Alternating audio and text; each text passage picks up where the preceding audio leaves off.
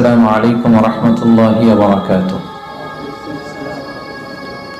نحمده ونصلي على رسوله الكريم. أما بعد فأعوذ بالله من الشيطان الرجيم. بسم الله الرحمن الرحيم.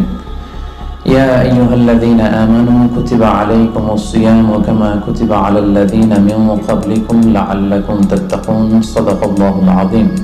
اللهم صل على محمد وعلى آل محمد كما صليت على إبراهيم وعلى آل إبراهيم إنك حميد مجيد. اللهم بارك على محمد وعلى آل محمد كما باركت على إبراهيم وعلى آل إبراهيم إنك حميد مجيد.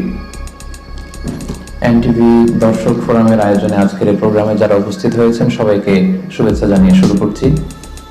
শুরুতে আল্লাহ রাব্বুল ইজ্জা ওয়াল জালালের দরবারে আমরা শুকরিয়া জ্ঞাপন করছি, যিনি আমাদেরকে পবিত্র মাস রমাদানুল মুবারকে ইফতারের পূর্ব মুহূর্তে মালয়েশিয়ার রাজধানী কুয়ালালামপুরের ইন্টারকন্টিনেন্টাল হোটেলের এই বলরুমে একসাথে উপস্থিত হওয়ার তৌফিক এনায়েত করেছেন। আমরা ফরমালি আল্লাহকে থ্যাঙ্কস জানাই, শুকরিয়া জানাই। আমরা পড়ছি কালিমাতুশ শুকর, আলহামদুলিল্লাহ। এনটিভি দর্শক ফোরামের সকল ভাইদেরকে অভিনন্দন, যারা এসেছেন আপনাদেরকে মোবারকবাদ। মিডিয়া কর্মী যারা এসেছে সেই ভাইদেরকে মোবারকবাদ। ইনফিউশনের সঙ্গীত শিল্পীদেরকে মোবারকবাদ। আমরা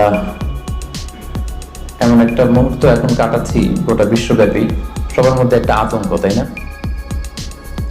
অনেক দেশে লকডাউন চলছে এবং আক্রান্তের হার বাংলাদেশে বাড়ছে প্রতিদিন। ডেথ রিপোর্টও হাই। মালয়েশিয়া তো রিসেন্টলি দেখলাম যে খুব বাড়ছে। তো আমরা যে আসলে কত দুর্বল, আমরা যে দাম্ভিকতা দেখাই, অহংকার দেখাই, আসলে যে আমরা অ্যাজ এ হিউম্যান বিং কত দুর্বল, কত নগণ্য, কত তুচ্ছ। এই জন্য আল্লাহ রাব্বুল ইজ্জা ওয়াল জালালের কাছে আমরা কামনা করি যে আল্লাহ তাআলা যেন আমাদেরকে এই বিপদ থেকে মুক্তি দান করেন। গোটা বিশ্বের মানুষের মধ্যে যেন আল্লাহ তাআলা আবার স্বস্তি ফিরিয়ে আনেন। আমাদেরকে এই মহামারী থেকে যেন তিনি হেফাজত করেন। আল্লাহুম্মা আমিন। সম্মানিত সুধী, আমি একটি আয়াত দিয়ে আজকের আলোচনা শুরু করেছি। আয়াতটি অলমোস্ট মুখস্থ সবার, তাই না? রমাদানের কোনো আলোচনাতে গেলেই আমরা এই আয়াতটা শুনি, আর শুনতে শুনতে এমনি মুখস্থ হয়ে গেছে। ইয়া আইয়ুহাল্লাযীনা আমানু কুতিবা আলাইকুমুস সিয়াম কামা কুতিবা আলাল্লাযীনা মিন ক্বাবলিকুম লাআল্লাকুম তাত্তাকুন। আল্লাহ তাআলা ইরশাদ করছেন, ওহে বিশ্বাসীরা, তোমাদের উপর সিয়ামকে ফরজ করা হয়েছে যেমনি তোমাদের পূর্ববর্তীদের উপরও ফরজ করা হয়েছিল, যাতে করে তোমরা মুত্তাকি হতে পারো, আল্লাহ সচেতন হতে পারো। তাহলে বোঝা গেল এই যে এক মাস ব্যাপী যে আমরা সিয়াম পালন করছি, এটা শুধু আমাদের উপরই ফরজ না, আমাদের আগেও যে সমস্ত জাতিগোষ্ঠী এসেছিল তাদের উপর আল্লাহ তাআলা ফরজ করেছিলেন। আর এটার উদ্দেশ্য কি? প্রাইম অবজেক্টিভ হচ্ছে লাআল্লাকুম তাত্তাকুন। আমার সাথে সাথে একটু পড়েন, লাআল্লাকুম তাত্তাকুন, যাতে করে তোমরা আল্লাহ সচেতন হতে পারো। মানে আল্লাহর ভয়টা এটা যেন তোমাদের মধ্যে ডেভেলপ করে, এটা যেন ইনক্রিজ করে, এটা যেন ইমপ্রুভ করে। এটা হচ্ছে সিয়ামের প্রাইম অবজেক্টিভ। এই জন্য এই যে পুরো মাস ব্যাপী যে আমরা রোজা রাখছি, আমাদের কিন্তু সবসময় এটা খেয়াল করতে হবে যে আমাদের এই যে গড কনসিয়াসনেস, আল্লাহ সচেতনতা বা আল্লাহর ভয়, এটা বাড়ছে কিনা। Is it increasing or decreasing? এটা কি বাড়ছে না কমছে? যদি আপনি ফিল করেন যে না, আল্লাহ সচেতনতা এই অ্যাট্রিবিউটটা আমার মধ্যে বাড়ছে, তার মানে আপনার সিয়াম ফলপ্রসূ হচ্ছে। আর যদি ফিল করেন না, আল্লাহ সচেতনতার কোনো ফিলিংস আমার মধ্যে নাই, তাহলে বোঝা গেল যে শুধু না খেয়ে থাকা আর না পান করে থাকাই হচ্ছে আসলে সিয়ামের যে মূল অবজেক্টিভ, সেটা পালন হচ্ছে না। প্রিয় ভাই এবং বোনেরা, দেখেন, সিয়াম এমন একটি ইবাদত যেটা আমরা শুধুমাত্র আল্লাহ সন্তুষ্টির জন্য করি, শুধুমাত্র আল্লাহকে দেখাই। এই সিয়ামটা শুধুমাত্র কাকে দেখাই? আল্লাহকে দেখাই। আমরা যে সালাত আদায় করি, এটা শুধু আল্লাহকে দেখাই না, অন্যদেরকেও দেখাই। আমি এখন সালাত আদায় করলে আপনারা দেখবেন না? আমি যদি চ্যারিটি করি, দান করি, একজন নিচ্ছে, আমি দিচ্ছি, দেখবেন না? দেখবেন। আমি যে হজে যাচ্ছি, প্লেনে চড়ে লাব্বাইক লাব্বাইক করছে, লোকজন দেখে না? দেখে। কিন্তু সিয়াম হচ্ছে কেবলমাত্র একমাত্র এমন একটি ইবাদত যেটা দেখিয়ে করা যায় না। 10 জন লোক যদি এখানে দাঁড়ানো থাকে, আপনাকে যদি আইডেন্টিফাই করতে বলে, বলেন তো এই 10 জনের মধ্যে 5 জন হচ্ছে সিয়াম পালনকারী, মানে রোজা রেখেছে, বাকি 5 জন রোজা রাখেন। এবার আপনি খুঁজে বের, ধরেন আমি বাসার ভেতরে কোন 5 জন রাখলাম, আমি যদি বের করে খেয়ে ফেলি, খেয়ে আবার মসজিদে নামাজের সময় নামাজে গেলাম, সবাই মনে করবে আমি কি বের করা সম্ভব? চেহারা দেখে বোঝা যায় না যে কে রোজাদার আর কে বেরোজাদার। আবার আমার প্রচন্ড তৃষ্ণায় গলা কাঠ হয়ে আছে, আমি চাইলেই কিন্তু কিছু পান করতে পারি, দরজা বন্ধ করে, কেউ দেখছে না, একাকী। তো মানুষের কাছে যে আমি কিন্তু রোজাদারের ভান করতে পারি। তার মানে রোজা হচ্ছে এমন একটি ইবাদত যেটা পৃথিবীর কেউ টের পায় না যে আমি রেখেছি কি রাখিনি। একজন মাত্র টের পায়, তিনি কে? তার মানে সিয়াম পালনের মধ্য দিয়ে এই যে আল্লাহর ভয়টা, Allah is watching me, Allah is observing me, each and everything আমরা যেটা করছি আমাদের এই পার্থিব জগতে সবকিছু আল্লাহ দেখছেন, তিনি মনিটরিং করছেন। এই যে সেন্সটা, এটার নাম হচ্ছে তাকওয়া। এটার নাম কি? তাকওয়া। তো এই যে রোজা পালনের মধ্য দিয়ে আমাকে ফিল করতে হবে যে আমার এই তাকওয়াটা কি বাড়লো না কমলো। আমি যদি রোজাও রাখি আবার যদি মিথ্যা কথাও বলি, আমি যদি রোজাও রাখি আবার মানুষকে ঠকাই, আমি সিয়ামও পালন করলাম আবার অশ্লীল কাজের সাথেও যুক্ত থাকলাম, তাহলে বোঝা গেল মাই লেভেল অফ তাকওয়া ইজ ডিক্রিজিং, এটা কমছে। সো আমার ফার্স্ট এন্ড ফরমোস্ট রিমাইন্ডার হচ্ছে আজকের এই আলোচনায় যে এই যে সিয়াম আমরা পালন করছি, আমাদের খেয়াল রাখতে হবে যে আমাদের তাকওয়ার লেভেলটা বাড়ছে কিনা, আমরা আমাদের তাকওয়ার লেভেলটাকে ইমপ্রুভ করতে পারছি কিনা। সম্মানিত শুধু এটা এমন একটা বরকতময় মাস, এ মাসে জান্নাতের দরজা খুলে দেয়া হয়। The doors of heaven are open, the doors of hell fire are closed. শয়তানকে চেইন আপ করা হয়। এর মানে হচ্ছে ইবাদতের একটা চমৎকার পরিবেশ বিরাজ করে এ মাসে। এ মাসে আপনি তেলাওয়াত করে, আপনি জিকির করে, আপনি তাহাজ্জুদ করে, আপনি কিয়ামুল লাইল করে যে মজা পাবেন, যে একটা আবহ তৈরি হবে, বছরের অন্য কোনো সময়টাতে কিন্তু এরকম হয় না। এবং তার চেয়ে মজার ব্যাপার হচ্ছে এই মাসে আমরা যত ইবাদত অফার করি এগুলোর সওয়াবগুলো জ্যামিতিক হারে বাড়ানো হয়। অন্যান্য মাসে নেক আমল করলে সেটার রিওয়ার্ডসগুলো দেওয়া হয় গাণিতিক হারে, কিন্তু এ মাসে যেই নেক কাজগুলো আমরা করব সেটার সওয়াবগুলো বাড়ানো হয় জ্যামিতিক হারে। এ মাসে আমরা একটা নফল ইবাদত করলে এটা ফরজের সমান সওয়াব, একটা ফরজ ইবাদত করলে 700 গুণ সওয়াব, রমজান মাসের উমরা করলে হজের সমান সওয়াব। সুবহানাল্লাহ পড়বেন না? সুবহানাল্লাহ বিহামদি। তার মানে মাউসুমুল ইবাদা, ইবাদতের মাউসুম, অনেক অফার, নানা ধরনের আসমানি অফারের হাতছানি। ছোট্ট কাজ করলে এটাকে ফুলিয়ে ফাপিয়ে আল্লাহ তাআলা অনেক বড় করে আপনার আমলনামায় ঢুকিয়ে দিবে। এবং এই মাসটা আসলে আল্লাহ রাসূল সাল্লাল্লাহু আলাইহি ওয়াসাল্লাম খুব বেশি দান করতেন। আল্লাহ রাসূল সাল্লাল্লাহু আলাইহি ওয়াসাল্লাম সবসময় দান করতেন। আল্লাহ রাসূল সাল্লাল্লাহু আলাইহি ওয়াসাল্লামের ডিকশনারিতে না ছিল না, কি ছিল না? না ছিল না। কেউ এসে কিছু চাইলেই উনি দিয়ে দিতেন সাথে সাথে। নো বলতে জানতেন না। নো, না, এটা তিনি বলতে জানতেন না। তো হাদিস শরীফে এসেছে আল্লাহ রাসূল সাল্লাল্লাহু আলাইহি ওয়াসাল্লাম কানা আজওয়াদু বিল খাইরি মিনার রিহিল মুরসালা, প্রবাহিত বাতাসের চেয়েও আল্লাহ রাসূল সাল্লাল্লাহু আলাইহি ওয়াসাল্লামের বদান্যতা এই মাসে খুব বেশি দেখা যেত। প্রবাহিত বাতাস, ব্লোয়িং উইন্ড যেমনি যখন প্রবাহিত হতে শুরু করে সবার গায়ে যেমনি লাগে, বাতাস যদি বয় এটা কি শুধু মুসলমানদের গায়ে লাগে? কথা বলেন, সবার গায়ে লাগে। পূবালি বাতাস যখন আসবে, দক্ষিণা বাতাস যখন আসবে, আস্তিক নাস্তিক, মুসলিম অমুসলিম সবার গায়ে যেমনি বাতাসের হিমেল ছোঁয়া এসে টাচ করে, রাসূল সাল্লাল্লাহু আলাইহি ওয়াসাল্লামের দানটাও এরকম সর্বব্যাপী ছিল। দেদারসে দান করতেন, হাত খুলে দান করতেন। বছরের কখনো রাসূল সাল্লাল্লাহু আলাইহি ওয়াসাল্লামকে এত বেশি দান করার জন্য উদগ্রীব হতে দেখা যেত না। রমাদান আসলে তিনি যতটা দান করতেন। এবং আল্লাহ রাসূল সাল্লাল্লাহু আলাইহি ওয়াসাল্লাম মানুষকে ইফতার শেয়ার করার ব্যাপারে উৎসাহিত করেছেন। তিনি আল্লাহ রাসূল সাল্লাল্লাহু আলাইহি ওয়াসাল্লাম বলেছেন যে সিয়াম পালনকারী কাউকে যদি কেউ ইফতারি করায় তাহলে সে রোজা রেখে যে সওয়াব পেল, আপনি ইফতারি করানোর কারণে ঠিক ওই পরিমাণ সওয়াব পেয়ে যাবেন। যিনি রোজা রেখেছেন তার সওয়াব থেকে কোনো অংশই কমানো হবে না। তো সাহাবারা বললেন, ইয়া রাসূলুল্লাহ, আমাদের তো এত সামর্থ্য নেই যে আমরা মানুষকে ইফতারি করাবো। আল্লাহ রাসূল সাল্লাল্লাহু আলাইহি ওয়াসাল্লাম বললেন যে ওয়ালাউ বিতামরা, একটা খেজুর দিয়েও যদি ইফতারি করো তাহলেও এই সওয়াবটা পাবে। মাসকাতুল লাবান, এক ঢোক দুধ দিয়ে যদি করো, ওয়ালাউ শারবাতুমা, এক ঢোক পানি দিয়েও যদি কোনো রোজাদারের ইফতারি তুমি করাও তাহলে আল্লাহ তাআলা তোমার আমলনামায় এই সওয়াব দিয়ে দিবে। সো আমাদের জন্য এটা হচ্ছে দ্য মান্থ অফ অপরচুনিটি, অনেক বেশি সওয়াব কামানোর, অনেক বেশি রিওয়ার্ডস কামানোর একটা সুযোগ, এবং বিশেষ করে দান করার একটা অফুরন্ত সুযোগ। আপনি খেয়াল করে দেখেন যে আমরা মাঝে মাঝে অফার পেলে জিনিসপত্র খুব কিনি না। ধরেন একটা ব্লেজার আপনার কেনার খুব একটা দরকার নেই, দেখলেন যে 70% অফ। কত পার্সেন্ট? একটাও দরকার নাই, এখন যে 3টা কিনবো, কয়টা কিনবো? কারণ অফ, এখানে সেল দেয়া হচ্ছে, অপরচুনিটি দেয়া হচ্ছে, অফার দেয়া হচ্ছে। তো এই মাসটা হচ্ছে অফারের মাস। আল্লাহ তাআলা সওয়াব দেওয়ার জন্য বসে আছেন, কিন্তু নেয়ার জন্য আমরা প্রস্তুত না।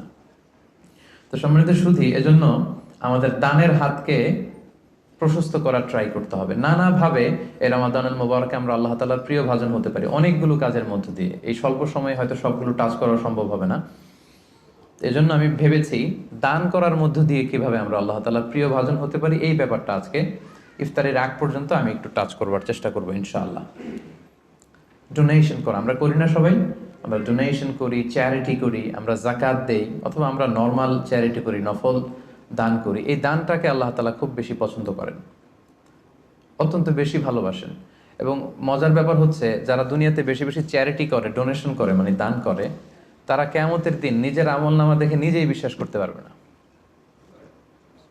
তারা নিজের আমলনামা দেখে বলবে, আল্লাহ এত দান তো করি না, আমি দান করেছি ঠিক আছে, কিন্তু এত তো করি নাই, এটা হয়তো অন্য কারো আমলনামা আমাকে ভুলে দেয়া হয়েছে। আল্লাহ বলবেন না, এটা তোমারই আমলনামা। কামা ইউরাব্বি আহাদুকুম ফুলুবাহু, সহিহ বুখারীর বর্ণনা। আল্লাহ তাআলা বলেন, গরু যারা পালে, যখন বাছুর হয়, উট যারা পালে আরব দেশে, যখন উটের বাচ্চা হয়, উটের মালিক খুব খুশি হয়, তখন সেই বাচ্চাটাকে খাইয়ে দাইয়ে পেলে পুষে বড় করে। আল্লাহ বলেন যে তুমি দান করেছিলে অল্প, কিন্তু এই ছোট্ট দানের সওয়াবটাকে আমি খাইয়ে দাইয়ে পেলে পুষে বড় করে হাত্তা তাকুনা মিসলাল জাবাল, বিশাল উহুদ পাহাড়ের সমান করে তোমার আমলনামায় ঢুকিয়ে দিয়েছি। সুবহানাল্লাহি ওয়া বিহামদিহি। তো ওই সময় যে যদি আপনি বিশাল বিশাল পাহাড়ের সমান সওয়াব দেখেন, আপনি কি সারপ্রাইজ হবেন না? হ্যাঁ, এটা হচ্ছে দ্য বিগেস্ট সারপ্রাইজ। অবাক হয়ে যাবেন আপনি যে দিয়েছিলাম তো 10 রিঙ্গিট, দিয়েছিলাম কত, এখন দেখি যে 10 মিলিয়ন রিঙ্গিট হয়ে গেছে। সুবহানাল্লাহি ওয়া বিহামদিহি। সো এটা হচ্ছে এই অপরচুনিটিগুলো লুফে নেয়ার মাস। আমরা দেওয়ার মাধ্যমে আল্লাহ তাআলার প্রিয় ভাজন হতে পারি। আর দিলে কখনো কমে না, দিলে কখনো কমে না। হাদিসে কুদসিতে আল্লাহ বলেন, আনফিক উনফিকা আলাইক, ইবনা আদম আনফিক, তুমি দান করো, উনফিকা আলাইক, আমি তোমাকে দেব, তুমি দাও তাহলে আমি তোমারে দেব। আমরা অনেক সময় মনে করি যে দিলে চলে যাবে, আসলে আপনি দিলে নতুন জিনিস পাবেন। লেটস সে আমার হাতে ধরেন এই যে ক্রেস্টটা দেওয়া হলো, এটা আমি ধরে রাখলাম, তো এই 2 হাত দিয়ে ক্রেস্টটা ধরে রাখা অবস্থায় যদি আপনি আরো বড় কিছু দেন, ওটা নিতে পারবো? কথা বলেন, পারবো? এইটার দিয়ে দিলে কাউরে আর একটা বড় একটা নিতে পারবো, তাই না? আর ওইটা যদি দিয়ে দেয় তখন আরো বড় কিছু নিতে পারবো। সো আপনি দিয়ে দেন, আপনি দেন, আসল দেয়ার মালিক হচ্ছেন আল্লাহ। তিনি দিয়ে একেবারে ভরিয়ে দিবেন আপনার জীবন। এবং আল্লাহ তাআলার দরবারে তার ভান্ডারে কি কোনো ঘাটতি কমতি আছে? হাদিসে কুদসিতে এসেছে, আপনা আদম লাউ আন্না আউওয়ালাকুম ওয়া আখিরাকুম ওয়া ইনসাকুম ওয়া জিন্নাকুম কামু আলা সাঈদিন ওয়াহিদ, এ বানি আদম, তোমাদের সবাই, পৃথিবীর শুরু থেকে আজ অবধি সবাই মিলে যদি বিশাল ময়দানে দাঁড়িয়ে যার যত ডিজায়ার, ডিমান্ড, কামনা, আকাঙ্ক্ষা আছে, চাইতে শুরু করো আমার কাছে, একটার পর একটা চাইতে থাকো, চাইতে থাকো। আর আমি আল্লাহ যদি তোমাদের সবার যার যা লাগবে সবও দিয়ে দেই, আমি আল্লাহর ধনভাণ্ডারের 1 ইঞ্চিও কমবে না, 1 ইঞ্চিও কমবে না। তো এজন্য আমাদের দানের হাতকে বিস্তৃত করা উচিত। দানের উপমা আল্লাহ তাআলা দিয়েছেন, মাসালুল্লাযীনা ইউনফিকুনা আমওয়ালাহুম ফি সাবিলিল্লাহি কামাসালি হাব্বা আমবাতাত সাবআ সানাবিলা ফি কুল্লি সুমবুলাতিন মিআতু হাব্বা ওয়াল্লাহু ইউদাঈফু লিমান ইয়াশা ওয়াল্লাহু ওয়াসিউন আলিম। দানের দৃষ্টান্ত হচ্ছে শস্য বীজের মতো, চারা বীজের মতো। যে চারা বীজ মাটিতে আপনি গেড়ে দিলেন, সেখান থেকে বেরোলো 7টা শীষ, আর প্রতিটি শীষে বেরোলো শত শস্য দানা। সুবহানাল্লাহ। তার মানে 1 টাকা দান করলেন, এখান থেকে হয়ে গেল 700। এখান থেকে কি, মানে কত চমৎকার মেটাফরিক্যাল একটা উপমা বা উদাহরণ, যে দানের উপমায় যে আমরা আল্লাহর ফিসাবিলিল্লাহ দেই, হ্যাঁ, মানুষকে যে দান করি, এটার উপমা হচ্ছে একটা বীজের মতো। বীজ রোপণ করে দিলে 7টা শীষ গজালো, প্রতি শীষে শত শস্য দানা। 7 গুণ শততে কত হয়? 700। এভাবে আল্লাহ বাড়াতে থাকেন, শুধু বাড়াতেই থাকেন। তো এজন্য এই রমাদানে আমাদের দানের হাতটাকে একটু বিস্তৃত করা উচিত। আমি গত 2 বছর আগে খুব সম্ভবত এই হলরুমে এসেছিলাম, এনটিভি ভিউয়ার্স ফোরামের একটা প্রোগ্রামেই। তো এসে দেখেছি আলহামদুলিল্লাহ এখানে যারা ইনভাইটেড গেস্ট, এরা বেশ সচ্ছল লোকজন, মানে বিজনেস ম্যাগনেট টাইপের আর কি, খুব পয়সাওয়ালা লোকজন, ব্যবসায়ী, হয়তো বড় ব্যবসায়ী, সিআইপি ভিআইপি টাইপের হবেন। কুয়ালালামপুরের যারা ধনী লোকজন, তাদেরকে দেখেছিলাম সে বছর ইনভাইট করেছিল। তো আমি আজকে আসার আগে মনে মনে ভাবলাম আজকে হয়তো তাই ঘটবে, অনেক ব্যবসায়ীদের সাথে দেখা হবে। তো ওনাদের জন্য সবচেয়ে চমৎকার ওয়াজ হবে এই ডোনেশনের ওয়াজ। কি বলেন? দান করার ব্যাপারে যদি ওনাদেরকে উদ্বুদ্ধ করি, কাজে লাগবে। লেটস সে রিক্সাওয়ালাদের একটা ফোরামে আমি গেলাম, ওখানে যেয়ে যদি আমি দানের ওয়াজ শুরু করি, কোনো কাজ হবে? ওনারা বুঝতে পারবে আর হ্যাঁ হ্যাঁ করতে পারবে, কিন্তু দিতে পারবে নাকি? দিতে পারবে না আপনারা, তাই না? তো এই জন্য আমি ভেবেছি যে অল্প কয়েক মিনিট দানের ব্যাপারে আমাদের অনেক মিসকনসেপশন থাকে। কিভাবে দানটা করব, কোথায় দান করব, ডোনেশনের সিস্টেমটাকে, কিভাবে চ্যারিটি করতে হয়, আমি অল্প কয়েক মিনিটে সেটা বলার চেষ্টা করব। সাদাকায়নের কিছু ইসলামী দৃষ্টিভঙ্গি আছে, সিস্টেম আছে। এই সিস্টেমগুলো ফলো করে যদি আপনি দান করেন, আপনার এটার প্রোডাক্টিভিটি অনেক হাই হবে। মানে আপনি অল্প দিলেও এটার সওয়াব হয়ে যাবে অনেক বেশি। তো এরকম 10টা পয়েন্টসে আমি 10-15 মিনিটে শেষ করবার চেষ্টা করবো ইনশাআল্লাহ। এই যে আমরা দান করব, দানের ক্ষেত্রে সর্বপ্রথম দৃষ্টিভঙ্গি হচ্ছে আপনার হালাল উপার্জন হতে দান করতে হবে। হালাল উপার্জন থেকে। আপনি হারাম থেকে যদি দান করেন, ওইটা আবার আল্লাহ কবুল করবে না। আসল জায়গায় হাত দিয়ে ফেলছি না? হারাম জায়গা থেকে আপনি বিশাল মাদ্রাসা করে দিলেন, মসজিদ করে দিলেন, হ্যাঁ, লঙ্গরখানা করে দিলেন, এতিমখানা করে দিলেন, আল্লাহর কাছে এটা নাথিং। ইট ডাজন্ট কেয়ার ইট। আল্লাহ এটা কোনো কেয়ারই করে না। হাবা মানসুর, এটা ধুলায় মলিন হয়ে যাবে, একেবারে উড়ে যাবে। এটার কোনো মিজানের পাল্লায় উঠালে এটার কোনো ওজনই হবে না।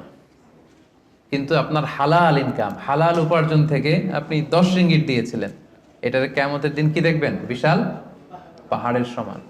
সো প্রথম কনসেপ্ট হচ্ছে আপনার ইউর ইনকাম শুড বি হালাল। আপনি হালাল উপার্জন থেকে যদি দান করেন, সেটা আল্লাহ তাআলা কবুল করেন। হারাম থেকে তিনি কবুল করেন না। কারণ ইন্নাল্লাহ তাইয়্যিব লা ইয়াকবালু ইল্লা তাইয়্যিবা। আল্লাহ তাআলা নিজে হচ্ছেন পবিত্র একটা সত্তা, অপবিত্র কিছু তিনি নেন না। তিনি হচ্ছেন মহাপবিত্র এক সত্তা, তিনি যেটা গ্রহণ করেন সেটাও পবিত্র হতে হবে। অপবিত্র কিছু আল্লাহ তাআলা কবুল করেন না। আল্লাহ তাআলা বলছেন, ইয়া আইয়ুহাল্লাযীনা আমানু আনফিকু মিন তাইয়্যিবাতি মা কাসাবাতুম। ও হে বিশ্বাসীরা, তোমরা হালাল জিনিস থেকে যেটা উপার্জন করেছো সেটা থেকে দান করো। সেখান থেকে অল্প দান করলেও সেটাকে বিশাল বড় করে আমলনামায় ঢুকিয়ে দিবে কে? আর যদি আপনি হারাম থেকে দান করেন, ওইটা কিন্তু আল্লাহ তাআলার কাছে কবুল হবে না। আরেকটা মজার ব্যাপার হচ্ছে, যারা হারাম উপার্জন করে এদের দোয়াও আল্লাহ কবুল করে না। হারাম উপার্জনকারীর দোয়াও আল্লাহ তাআলা কবুল করে না। তাহলে এই যে আমরা দান করব, আপনারা যারা ব্যবসায়ী গ্রুপ আছেন, আপনারা তো অনেক দান করেন, আপনারা নিঃসন্দেহে জাকাতও পে করেন অন টাইমে। আমি বিশ্বাস করতে চাই যে এখানে অল আর মানে সবাই জাকাত দেন, জাকাত পে করেন। জাকাত ছাড়াও এমনি নর্মাল চ্যারিটিও আপনারা খুব করেন, এটা আমি বিশ্বাস করি। তারপর রিমাইন্ডার হিসেবে এগুলো বলা, রিমাইন্ডার। আল্লাহ তাআলা বলছেন, ওয়াযাক্কির ফাইন্না যিকরা তানফাউল মুমিনিন। তুমি রিমাইন্ডার দাও, উপদেশ দাও। এই উপদেশগুলো, রিমাইন্ডারগুলো বিশ্বাসীদের অনেক কাজে দেয়। যারা বিশ্বাসী তাদের অনেক কাজে লাগে, এজন্য রিমাইন্ডার হিসেবে বলা। নিঃসন্দেহে আপনারা চ্যারিটি করেন, সাদাকা করেন, তারপরও রিমাইন্ডার হিসেবে। তাহলে আমাদের আলোচনাটা মনে রাখতে হবে, প্রথম পয়েন্ট হচ্ছে যে হালাল উপার্জন থেকে দান করতে হবে, হারাম থেকে দান করা চলবে না। 2 নম্বর পয়েন্ট হচ্ছে খুব গুরুত্বপূর্ণ পয়েন্ট। আমি যারা ভলান্টিয়ার্স এবং মিডিয়া কর্মী তারাই হাঁটাচলা করবেন, বাকিরা মোবাইল নিয়ে ছবি তোলার জন্য ওঠা বসা করবেন না। এটা অনেক গুরুত্বপূর্ণ একটা মুহূর্ত। অনেক দূর থেকে এসেছেন, আমি অনেক সময় স্যাক্রিফাইস করে এসেছি। আমার মনে হয় মনোযোগ দিয়ে কথাগুলো শুনবার চেষ্টা করুন। 2 নম্বর পয়েন্ট হচ্ছে ভালো জিনিসটা আল্লাহর রাস্তায় দান করতে হবে, ভালোটা। আমরা অনেকে যেটা করি, সবচেয়ে খারাপটা দান করি। ধরেন ফর এন এক্সাম্পল, আমের বাগান আছে আপনার, তো আপনি ভাবলেন যে কিছু গরিবদেরকে দান করবেন। তো যেটা করে আমাদের দেশে সবচেয়ে পচা যেগুলো, ওইটার একটা বস্তা করে। ওইটা কেন? ওইটা দান করবে উনি। এরপর ধরেন রিক্সা থেকে, আপনি বাংলাদেশের উদাহরণ দেয়, রিক্সা থেকে নামছেন, হঠাৎ একজন ভিক্ষুক ফরিয়া দিয়ে এসে হাত পাতলো। তো এখন আপনি ভালো মানুষ, আপনি দান করেন, দিতে চাচ্ছেন, তো পকেট থেকে টাকা বের করে খুঁজতেছে যে সবচেয়ে পুরাতন নোট কোনটা। আপনাদের মধ্যে থেকে আপনারা হয়তো এগুলো করেন না, আলহামদুলিল্লাহ। যারা অন্যান্যরা যারা করে তাদের কথা বলছি এখানে। তারপরে দেখবেন যে 5 টাকার স্কচ টেপ দিয়ে লাগানো থাকে না ছেঁড়া নোটগুলো, ওইটা খুঁজে যে ওইটা দিব। তো এইটা যদি করেন, এটা আপনি ভুল করছেন। কারণ এই দানটা বেসিক্যালি আপনি আল্লাহ তাআলাকেই করছেন। কিয়ামতের দিন আল্লাহ বলবে, আমারে তুমি খাবার দিলা না, আমাকে পোশাক দিলা না, আমাকে সাহায্য করলা না।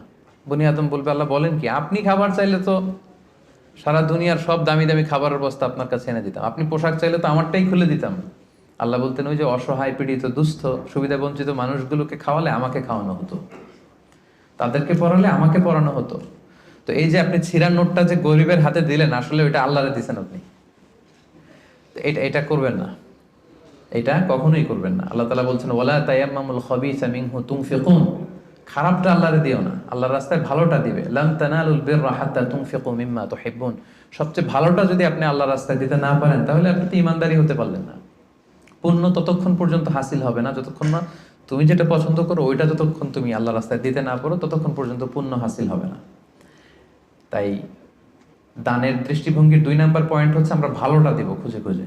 আপনি আম বাগানের মালিক, আপনি সবচেয়ে টসটসে পাকা এক বস্তা আম আপনি কালেক্ট করবেন, যে এটা আপনি দান করবেন। কি পারা যাবে না ইনশাআল্লাহ? এই রিমাইন্ডারটা আমরা যেন সবাই নিই। আমি আমার নিজের একটা উদাহরণ বলি, নিজেকে জাহির করার জন্য বলছি না, জাস্ট উৎসাহ দেওয়ার জন্য। আমি বাংলাদেশে যেহেতু তাফসির প্রোগ্রামের জন্য জেলা টু জেলা সারা বাংলাদেশে আমার মুভমেন্ট করতে হয়, তো দেখা যায় যে গাড়িতেই থাকতে হয় দিন রাত। তো আমি একটা অভ্যাস করে নিয়েছিলাম, আমি যেটা করতাম, আমি কচকচে 100 টাকার আর 500 টাকার কিছু নোট আমার এই পকেটে রাখতাম।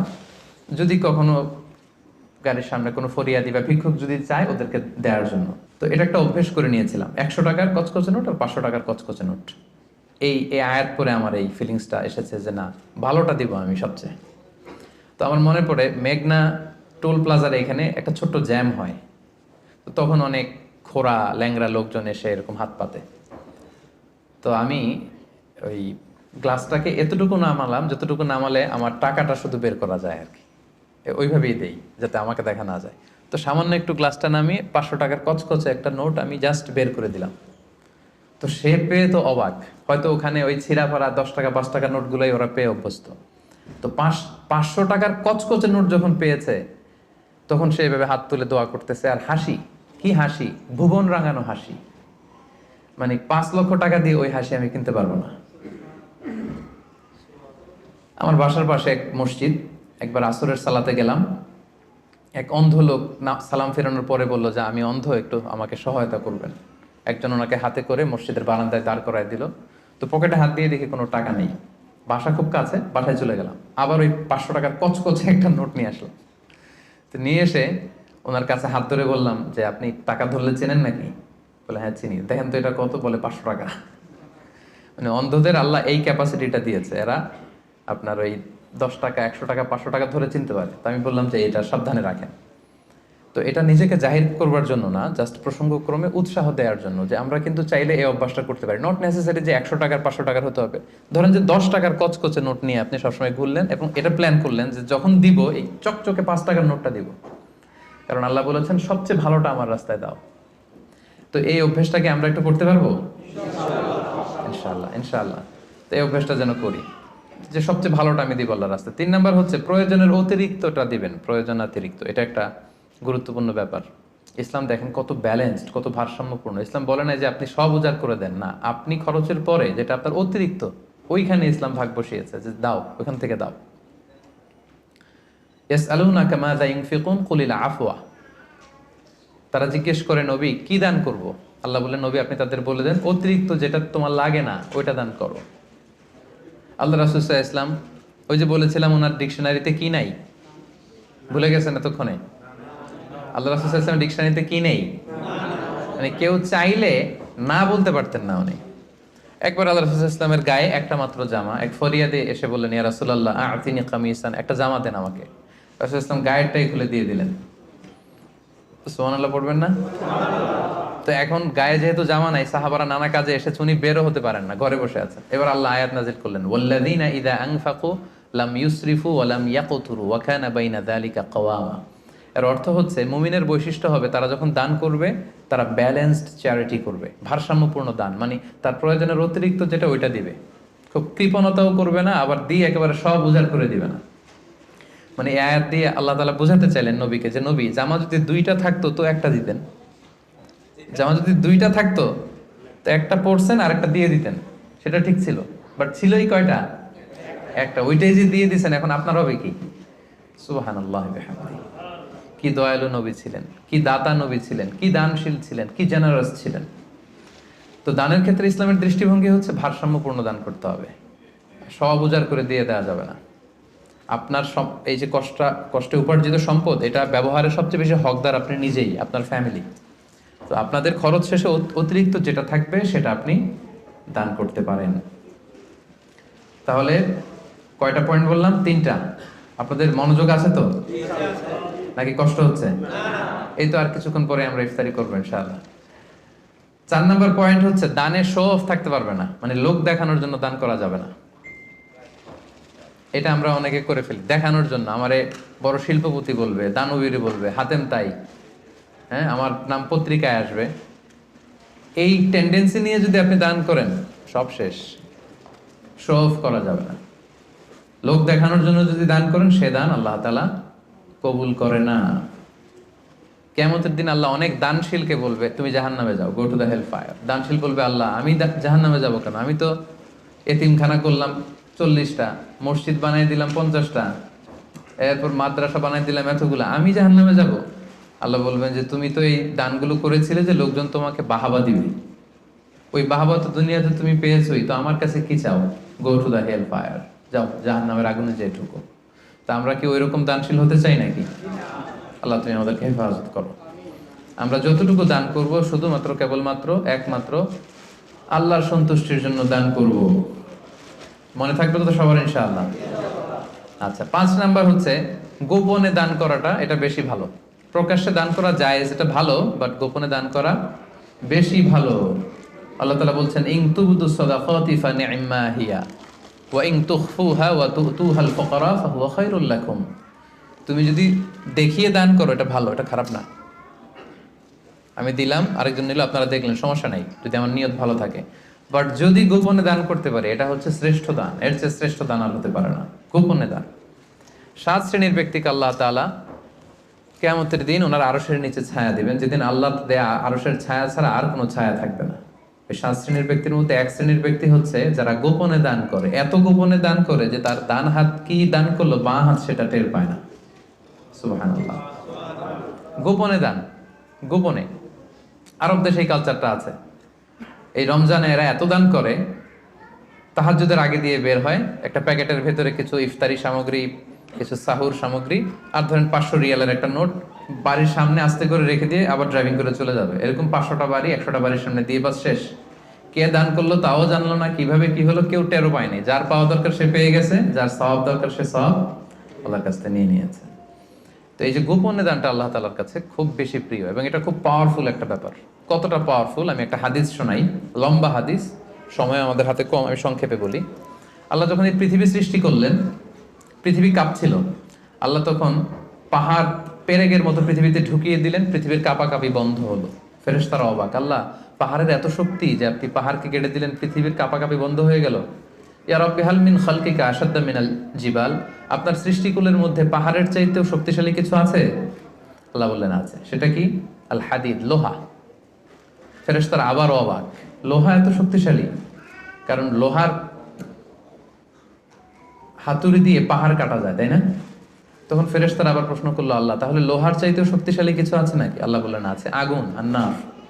কারণ আগুনের ভেতরে লোহা ফেললে লোহা গলে যায়, তাই না? ফেরেশতারা আবার অবাক হয়ে বললেন, তাহলে আগুনের চাইতেও শক্তিশালী কিছু আছে নাকি? আল্লাহ বললেন আছে। সেটা কি? পানি। কারণ আগুনে পানি ঢেলে দিলে আগুন অস্তিত্ব হারায়। ফেরেশতারা শুধু অবাক হচ্ছে, খালি অবাক হচ্ছে। এবার বললেন, আল্লাহ তাহলে পানির চাইতেও শক্তিশালী কিছু আছে নাকি? আল্লাহ বললেন আছে। সেটা হচ্ছে বাতাস। কারণ বাতাস ঝাপটা মেরে জলোচ্ছ্বাস তৈরি করে জলের মধ্যে, পানির মধ্যে, তাই না? এক জায়গা থেকে পানি নিয়ে অন্য জায়গায় নিয়ে যায়। ফেরেশতারা আবার অবাক, বাতাস এত শক্তিশালী? ইয়া রাব, আল্লাহ তাহলে এই বাতাসের চাইতে শক্তিশালী কোন সৃষ্টিকে আপনার সৃষ্টিকুলে আছে? আল্লাহ বললেন আছে। কে? আল্লাহ বললেন ওই বনি আদম যে গোপনে দান করে। ওই বনি আদম যে গোপনে দান করে, এত গোপনে তার ডান হাত কি দিয়েছে বাঁ হাত সেটা টের পায় না। সুবহানাল্লাহ।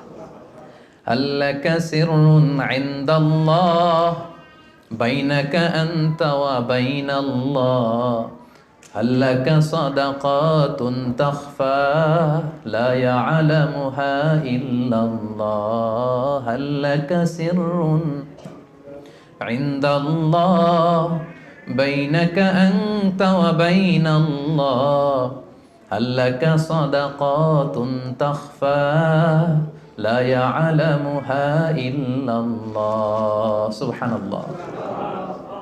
তোমার আর তোমার রবের মাঝে এরকম গোপন কোনো ডিলিংস আছে নাকি যেটা দুনিয়ার কেউ জানে না, শুধু তোমরা জানো? তোমার জীবনে এমন কোনো গোপন দান আছে নাকি যেটা আল্লাহ ছাড়া কেউ দেখেনি? কত চমৎকার না শীত! তো আমাদের প্রত্যেকের জীবনে এরকম গোপন কিছু আবাদত থাকা দরকার, গোপন কিছু দান থাকা দরকার, যেটা যাকে দিছি ও জানে, আর যার জন্য দিছি সে জানে, আর কারোর জানানোর দরকারও নাই। এত বেশি পাবলিসিটি, এত বেশি প্রচার প্রচারণার দরকার নাই। তো এই জন্য দানটা হতে হবে গোপন দান, এটা আল্লাহর কাছে প্রিয়। 6 নম্বর হচ্ছে নিকট আত্মীয়রা বেশি অগ্রাধিকার পাবে। লেটস সে আপনার ভাই গরিব, আপনার ভাগিনা গরিব, আপনার ভাতিজা গরিব, আপনি এদেরকে না দিয়ে অন্য জেলায় যে দিতেছেন একেবারে হাতেম তাইয়ের মতো, এটা আপনি ভুল করতেছেন। এটা ভুল হচ্ছে, আগে তাদেরকে দিতে হবে, ভাই আত্মীয় স্বজন, হ্যাঁ, এরা হচ্ছে বেশি প্রায়োরিটি পাবে। কারণ হাদিসে এসেছে আত্মীয়কে যদি আপনি চ্যারিটি করেন, এখানে দুইটা সওয়াব, এক হচ্ছে দানের সওয়াব, আর হচ্ছে আত্মীয়তার সম্পর্ক যে মিলিয়ে রেখেছেন ওইটার সওয়াব। সুবহানাল্লাহ। তো এই জন্য আমাদের নিকট আত্মীয় যদি কেউ এরকম দুস্থ অসচ্ছল থাকে, আমরা আগে তাদেরকে প্রায়োরিটি দিব দানের ক্ষেত্রে। 6 নম্বর হচ্ছে আত্মসম্মান বোধের কারণে কিছু লোক আছে যারা মানুষের কাছে চেয়ে বেড়াতে পারে না, এদেরকে প্রায়োরিটি দিতে হবে। কিছু লোক আছে সব জায়গায় চায়, যেখানেই দান দক্ষিণা হচ্ছে ওখানে যে লাইন ধরে, দিনে 5টা লাইন ধরবে, সব জায়গায় যে হাত পেতে আছে। কারণ এদের চক্ষু লজ্জার ব্যাপারটা ওইরকম নাই, এরা চাইতে পারে, সমস্যা হয় না, আসলেই গরিব, আবার চায়ও মানুষের কাছে দিতে পারছে, চাচ্ছে তো পাচ্ছে। কিছু লোক আছে বুক ফাটে তো মুখ ফোটে না, এর পেটে ক্ষুধার জ্বালা কিন্তু বলে না কাউকে, এমন ভাবে চলে আত্মসম্ভ্রম বোধের কারণে, তার একটা প্রেস্টিজ আছে, সে কারো কাছে চায় না, কারো কাছে যে হাতও পাততে পারে না সামাজিক একটা অবস্থানের কারণে। আমাদের বিত্তশালী যাদেরকে আল্লাহ তাআলা বানিয়েছেন, আমাদের দায়িত্ব হচ্ছে এদেরকে খুঁজে খুঁজে লিস্ট করে এদের হাতে যে পৌঁছে দেয়া। মনে থাকবে তো ইনশাআল্লাহ। এরপরে দান করার ক্ষেত্রে আরেকটা জিনিস খেয়াল রাখতে হবে, দান করে খোটা দেওয়া যাবে না। লা তুবতিলু সাদাকাতিকুম বিল মান্নি ওয়াল আযা। খবরদার, তোমরা খোটা দিয়ে, কষ্ট দিয়ে তোমাদের সাদাকাকে বাতিল করো না। আমরা এটা অনেকে করি। আমার অনেক পয়সা ছিল, আমার পয়সা পেয়ে অনেক ফ্যামিলি হয়তো দাঁড়িয়েছে, তখন কিছু হলেই পান থেকে চুন খসলেই বলে, জানি তোমরা কি ছিলা, আমার আব্বা দিলেই তো খেতে পারতা, আমরা দিলেই তোমরা পড়ছো, আমাদের টাকায় তোমরা পড়াশোনা করে আজকে এই অবস্থানে আসছো, শেষ করে দিলেন আপনার আব্বার, আপনাদের দানগুলো শেষ করে দিলেন আপনি এই কথা বলে। খোটা দিয়েছেন তো আপনার আমলনামা এই দানের যে সওয়াব, এটা আল্লাহ ধ্বংস করে দিবে। এজন্য খবরদার, লা তুবতিলু সাদাকাতিকুম বিল মান্নি ওয়াল আযা। আমরা যেন কারো মনে কষ্ট দিয়ে, কাউকে খোটা দিয়ে যেন আমাদের এই সাদাকা নষ্ট না করি। এরপরে সর্বশেষ হচ্ছে মৃত্যুর আগেই দান করতে হবে। লাস্ট পয়েন্ট, সর্বশেষ পয়েন্ট হচ্ছে সুস্থ থাকতে মৃত্যুর আগেই দান করে যেতে হবে, ওইটা আল্লাহর কাছে বেশি প্রিয়। আমি উদাহরণ দিই, ব্যাপারটা কেমন। অনেকের এরকম হতে পারে যে তার ক্যান্সারে সে আক্রান্ত, দুরারোগ্য ব্যাধি, আর বাঁচবে না, এখন বিছানায় পড়ে গেছে, এখন 1000 কোটি টাকার মালিক, জীবনে দান টানার করে নেই, এখন বিছানায় পড়ে বলতেছে ওই মাদ্রাসায় 10 লাখ দিয়ে দে, ওই হেফজখানায় 50 লাখ, ওদিকে 1 কোটি দিতে থাকো। তো এটা তো আপনি এখন আর ভোগের সুযোগ নেই, এই জন্য দিচ্ছেন আপনি, তাই না? এটা আপনি যদি নাও দেন, এটা অন্যরা ভাগ বটরা করে নিয়ে যাবে আপনার মৃত্যুর পরে, আপনি শেষ, এরপর লোকজন যা পাওয়ার পাবে, আপনার ভোগের সুযোগই নাই আর। তো ওই অবস্থায় যে যেন টনক না নড়ে আমাদের। আল্লাহ রাসূল সাল্লাল্লাহু আলাইহি ওয়াসাল্লামকে জিজ্ঞেস করা হয়েছে, ইয়া রাসূলুল্লাহ আইয়ু সাদাকাতি আ'যামু আজরা, কোন সাদাকায়, কোন দানে সওয়াব বেশি? রাসূল সাল্লাল্লাহু আলাইহি ওয়াসাল্লাম বললেন, ওয়া আনতা সাদাকা ওয়া আনতা সহিহুন শাহীহ তাখশাল ফাকরা ওয়া তা'মুলুল গানা। এমন অবস্থায় দান করো যখন তুমি সহিহ শাহীহ, তুমি সুস্থ, আর এটা উপভোগের সুযোগ আছে। যখন আমরা এখন সবাই সুস্থ না, এখন আমাদের টাকা লাগবে, আমাদের গাড়ি কিনতে হয়, বাড়ি কিনতে হয়, ফ্যামিলি খরচের জন্য দিতে হয়, টাকাটা খুব দরকার এখন আমাদের, এবং এটা খরচ করার সুযোগ আমার আছে। এখন যদি আপনি দান করেন, এই দানটা আল্লাহ তাআলার কাছে বেশি প্রিয়। এখন আপনি বিছনায় পড়ে ক্যান্সারে আক্রান্ত, কোভিড-19 যান যায়, ডাক্তার বললো আশা ছেড়ে দিছে আমরা, আপনি হয়তো আর বাঁচবেন না, এখন